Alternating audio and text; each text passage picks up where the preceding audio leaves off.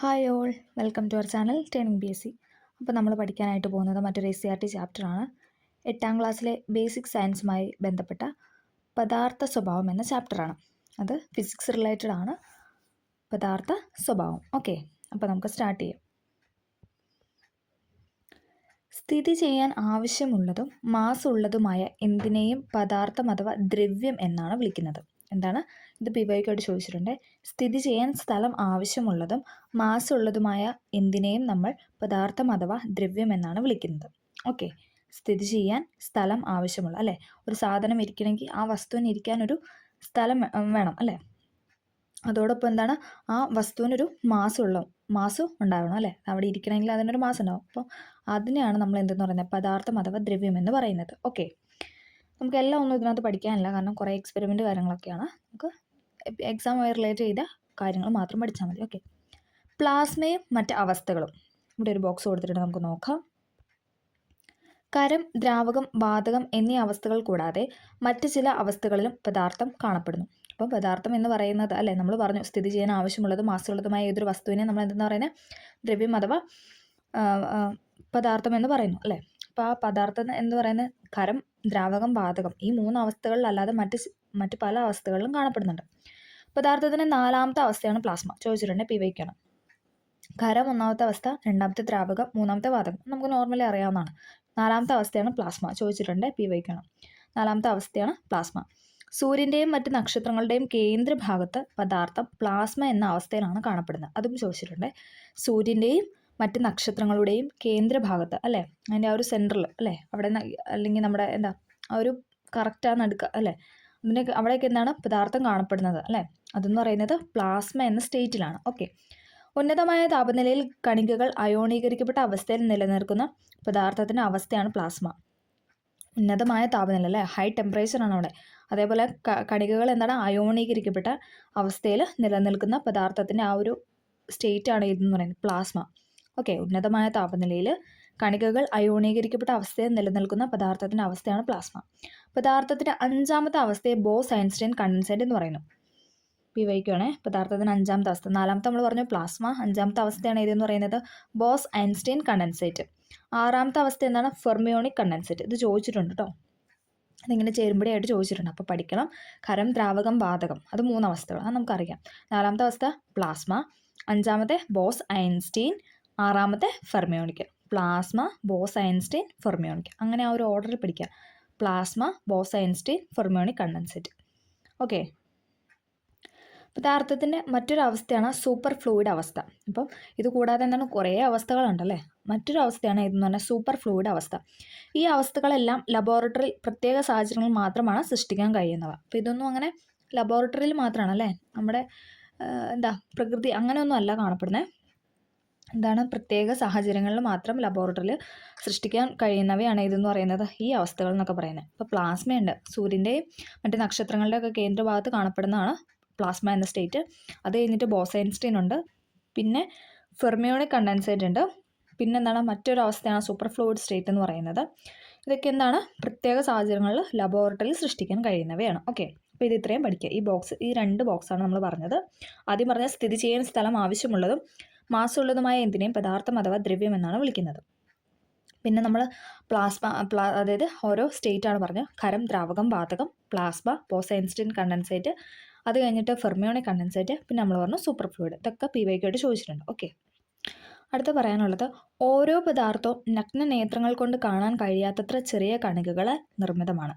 അതായത്, അല്ലേ, നമുക്ക് കാണാനായിട്ട് സാധിക്കില്ല, അല്ലേ, നമുക്കിപ്പോൾ അതിനകത്തുള്ള ഒരു നമ്മുടെ ശരീരത്തിൻ്റെ സെല്ല് പറയുന്നത് നമുക്ക് കാണാനായിട്ട് കഴിയും എന്ന് പറഞ്ഞ പോലെ തന്നെ എന്താണ് ഓരോ പദാർത്ഥവും, അല്ലേ, നഗ്ന നേത്രങ്ങൾ കൊണ്ട്, അല്ലേ, നമ്മുടെ കണ്ണുകൾ കൊണ്ട് കാണാൻ കഴിയാത്തത്ര ചെറിയ കണികകളാണ്.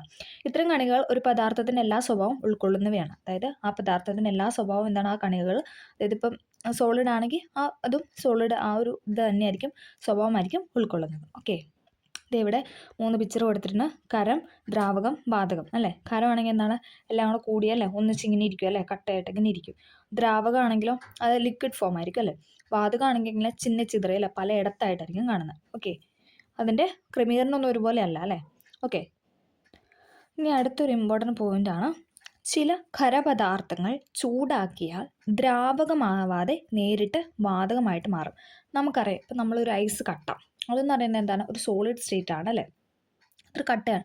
നമ്മൾ ചൂടാകുമ്പോൾ എന്താണ്, ഓട്ടോമാറ്റിക്കലി വെള്ളമായിട്ട് അതോടൊപ്പം അത് നീരാവിയായിട്ടും പോകുന്നുണ്ട്. അപ്പോൾ അത് ദ്രാവകമാണ് ആവുന്നത്. അങ്ങനെ പല കാര്യങ്ങളും അങ്ങനെയാണ്. പക്ഷേ ഇവിടെ പറഞ്ഞേക്കുന്നത് എന്താണ്, ചില ഖരപദാർത്ഥങ്ങൾ ചൂടാക്കിയാൽ എന്താണ്, ദ്രാവകമാവത്തില്ല, ആ വെള്ളമാവില്ല, നേരെ എന്താണ്, ഗ്യാസ് ആയിട്ട് പോകും. അതിനൊരു എക്സാമ്പിളാണ് നമ്മുടെ കർപ്പൂരം അല്ലേ. കർപ്പൂരം അത് സോളിഡ് ആയിട്ടാണ് ഇരിക്കുന്നത്. നമ്മൾ കത്തിച്ച് കഴിയുമ്പോൾ എന്താണ്, അവിടെ വെള്ളമായിട്ട് വരുന്നുണ്ടോ, ഇല്ല, അതങ്ങനെ പോകും. അതേപോലെ തന്നെ സാമ്പ്രാണിത്തിരി അല്ലേ, അതൊക്കെ അതിന് എക്സാമ്പിളാണ്. അപ്പം ഈ പ്രക്രിയയെ നമ്മൾ ഉൽപ്പദനം അഥവാ സബ്ലിമേഷൻ എന്നാണ് പറയുന്നത്. രണ്ട് രീതിയിലും ചോദിച്ചിട്ടുണ്ട്. അതായത് ഇംഗ്ലീഷിലും ചിലപ്പം എന്താ ക്വസ്റ്റ്യൻ പേപ്പറിൽ ഓപ്ഷൻ തന്നിട്ടുണ്ട്, അതോടൊപ്പം മലയാളത്തിൽ ഉത്പദനം എന്ന് തന്നിട്ടുണ്ട്. അപ്പോൾ അതുകൊണ്ട് രണ്ടും പഠിക്കണം. ചില ഖരപദാർത്ഥങ്ങൾ ചൂടാക്കിയാൽ ദ്രാവകമാകാതെ നേരിട്ട് വാതകമായിട്ട് മാറും. ഈ പ്രക്രിയയാണ് നമ്മൾ ഉൽപ്പദനം അഥവാ സബ്ലിമേഷൻ എന്ന് പറയുന്നത്. PYQ ആണ്, ഇമ്പോർട്ടൻ്റ് ആണ്, എപ്പോഴും തന്നെ ചോദിക്കുന്നൊരു ക്വസ്റ്റ്യൻ ആണ്. ഫിസിക്സ് റിലേറ്റഡ് എപ്പോഴും തന്നെ ചോദിക്കുന്നൊരു ക്വസ്റ്റ്യൻ ആണ്. ഓക്കെ, അവയുടെ വാതകങ്ങൾ തണുപ്പിച്ചാൽ ഖരമായിട്ട് മാറും. അപ്പോൾ ആ വാതകങ്ങൾ എന്താണ്, തണുപ്പിക്കുമ്പോൾ, മറ്റേതെന്താണ്, ഖരപദാർത്ഥം ചൂടാക്കിയപ്പോൾ അത് വാതകമായി, ഇനി നമ്മൾ ആ വാതകത്തെ തണുപ്പിച്ചാൽ എന്താവും, അത് ഖരമായിട്ട് മാറും. ഓക്കെ, സോളിഡായിട്ട് മാറും. പാറ്റ ഗുളിക, അയഡിൻ എന്നിവ ഇത്തരത്തിലുള്ള ഖരപദാർത്ഥങ്ങളാണ്. അതായത് നമുക്കല്ലേ പാറ്റ ഗുളികയൊക്കെ അല്ലേ, നമുക്ക് അതിങ്ങനെ ഓപ്പൺ എയറിൽ വെച്ച് എന്താണ്, അതെന്താണ് അല്ല, ടെമ്പറേച്ചറിൻ്റെ ഇത് മൂലം എന്താണ്, അത് പോകും. അതായത് ലിക്വിഡ് ഫോം ആവത്തില്ല, നേരെ എന്താണ്, ഗ്യാസ് അല്ലേ, ഗ്യാസ് ഫോമിലോട്ടാണ് മാറുന്നത്. അതാണ് എക്സാമ്പിൾ പറഞ്ഞ മറ്റേ കർപ്പൂരം അല്ലേ, സാമ്പ്രാണി, അതൊക്കെ എന്ന് പറഞ്ഞു കഴിഞ്ഞാൽ എന്താണ്, നേരെ വാതകമായിട്ട് പോകുന്നു. ഓക്കെ, അതിൻ്റെ ഒരു ഇതാണ് ഇവിടെ കൊടുത്തിരിക്കുന്നുണ്ടോ. ഖരം ദ്രാവകമാവുന്ന എന്താണ്, ദ്രവീകരണമാണ്. ഇനി ദ്രാവകം വാതകമാവുന്ന എന്താണ്, സാന്ദ്രീകരണമാണ്. പക്ഷേ ഖരം നേരിട്ട് വാതകമാവുന്ന ഉൽപ്പദനമാണ്. അതാണ് കൊടുത്തിരിക്കുന്നത്. ഖരം ദ്രാവകമാകുന്ന പ്രോസസ്സാണ് ദ്രവീകരണം. ഇതുണ്ടോ, ഖരം ദ്രാവകമാവുന്ന ദ്രവീകരണം.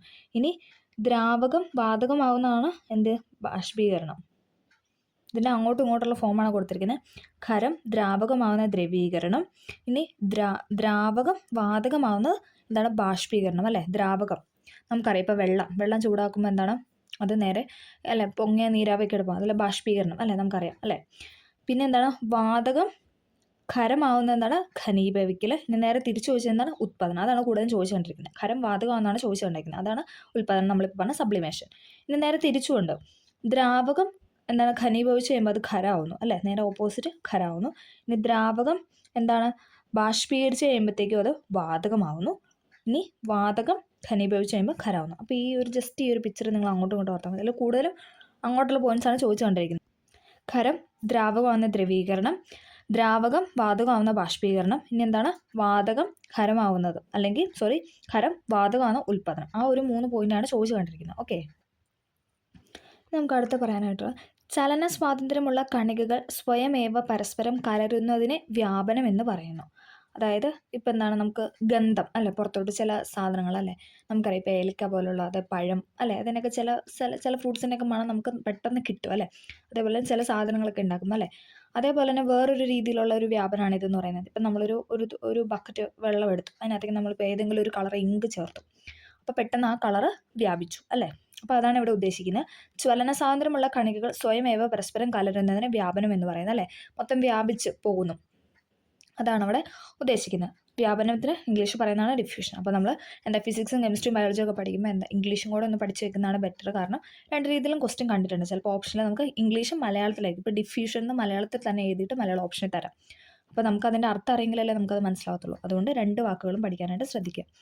ചലന സ്വാതന്ത്ര്യമുള്ള കണികകൾ സ്വയമേവ പരസ്പരം കലരുന്നതിനെ വ്യാപനം എന്നാണ് പറയുന്നത്. ഓക്കെ, ഇനി നമ്മൾ പറയാൻ പോകുന്ന അടുത്തൊരു പോയിന്റാണ്, കണികകളുടെ സ്വഭാവത്തിൻ്റെ അടിസ്ഥാനത്തിൽ നമ്മൾ 2ആയിട്ട് പദാർത്ഥങ്ങളെ തിരിക്കാൻ പോവുകയാണ്.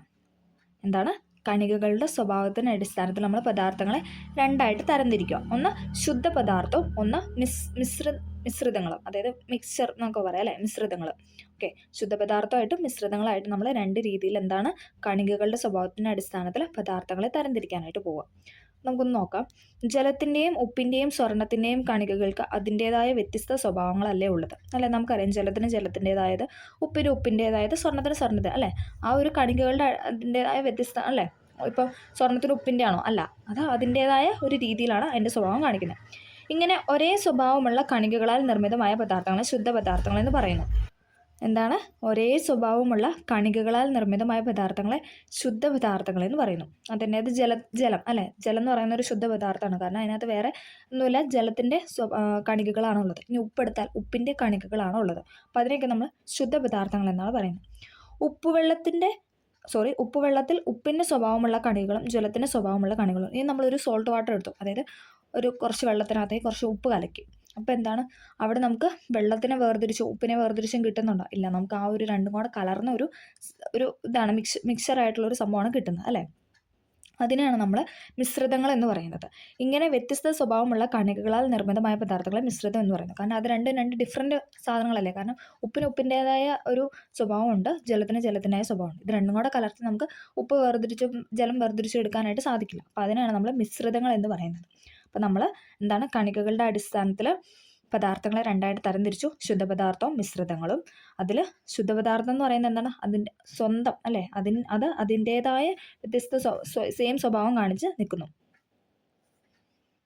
ഇനി മിശ്രിതങ്ങൾ എന്ന് പറയുമ്പോഴത്തേക്ക് എന്താണ്, രണ്ടും കൂടെ കലർന്നല്ലേ, ആ രണ്ടും കൂടെ കലർന്നിട്ട് ഒരു സ്വഭാവം കാണിക്കുന്നു. അതാണ് എന്ത് തന്നെ മിശ്രിതങ്ങൾ എന്ന് പറയുന്നത്. നമുക്കത് വേർതിരിച്ചെടുക്കാനായിട്ട് സാധിക്കത്തില്ല. ഓക്കെ, പ്രകൃതിയിൽ കാണപ്പെടുന്ന മിക്ക പദാർത്ഥങ്ങളും മിശ്രിതങ്ങളാണ്. മണ്ണ്, കടൽ വെള്ളം, പാറപ്പൊടി, മണൽ, നദിയുടെ ജലം, വായു, ഇവയിലെ ഘടകങ്ങളെപ്പറ്റി ചിന്തിച്ച് നോക്കാനാണ് പറയുന്നത് അല്ലേ.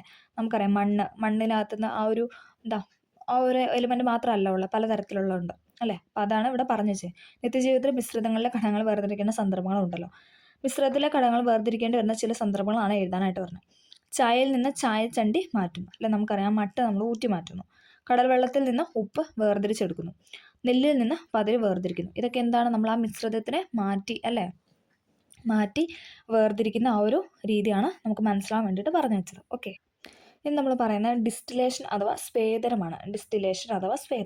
നമുക്കിതിനകത്ത് എക്സ്പെരിമെൻ്റ് ഒന്നും വേണ്ട, നമുക്ക് ആ ഒരു പോയിൻറ്റ്സ് അല്ലേ, ക്വസ്റ്റ്യൻ ആൻസർ ആയിട്ട് വരുന്ന നമുക്ക് എക്സാമിന് ചോദിക്കുന്ന തരത്തിലുള്ള രീതിയിലുള്ള കാര്യങ്ങൾ മാത്രം മതി. മിശ്രിതത്തിലെ ഒരു ഘടകം ബാഷ്പീകരണ ശീലമുള്ളതും മറ്റുള്ളവ സാധാരണ രീതിയിൽ ബാഷ്പീകരിക്കാത്തതും ആയാൽ സ്വേദനം എന്ന പ്രക്രിയയോട് അവയെ വേർതിരിക്കാം. അപ്പം നമ്മളിപ്പോൾ പറഞ്ഞു അല്ലേ, നെല്ലും പതിരും വേർതിരിച്ചെടുക്കുന്നു. അപ്പോൾ അതുപോലെ ആ ഒരു വേർതിരിവ് കാണിക്കുന്ന ആ ഒരു പ്രക്രിയയാണ് ഇതെന്ന് പറയുന്നത് ഡിസ്റ്റിലേഷൻ അഥവാ സ്വേദനം എന്ന് പറയുന്നത്. മിശ്രിതത്തിലെ ഒരു ഘടകം, അതിനകത്ത് ഏതെങ്കിലും ഒരു ഘടകം എന്താണ് ബാഷ്പീകരണ ശീലമുള്ളതും ബാക്കിയുള്ളവ എന്താണ് ബാഷ്പീകരിക്കാൻ സാധിക്കില്ല. അപ്പം അങ്ങനെ ആയാലും എന്താണ് സ്വേദനം എന്ന പ്രക്രിയയിൽ നമുക്കത് വേർതിരിച്ചെടുക്കാനായിട്ട് കഴിയും. ഇവിടെ ഒരു പിക്ചർ തന്നിട്ടുണ്ട്. ഉപ്പുലായനിയിൽ നിന്ന് നമ്മൾ എന്താണ് ശുദ്ധജലത്തിനെ എടുക്കുന്ന ആ ഒരു പ്രക്രിയയാണ് ഇവിടെ കൊടുത്തിരിക്കുന്നത്. ജലം പുറത്തേക്ക് പോകുന്നു, ദെൻ കണ്ടൻസർ ജലം അകത്തേക്ക് വരുന്നു, അങ്ങനെ ലാസ്റ്റ് നമുക്ക് ശുദ്ധജലം കിട്ടുന്ന ഇവിടെ ഒരു പ്രക്രിയയാണ് ഇവിടെ കൊടുത്തിരിക്കുന്നത് അല്ലേ. നമ്മൾ പറഞ്ഞു എന്താണ് ഒരു ഘടകം ബാഷ്പീകരണ ശീലമുള്ളതും മറ്റുള്ളവ എന്താണ് നോർമൽ അല്ലെ, ബാഷ്പീകരിക്കാൻ സാധിക്കത്തില്ല.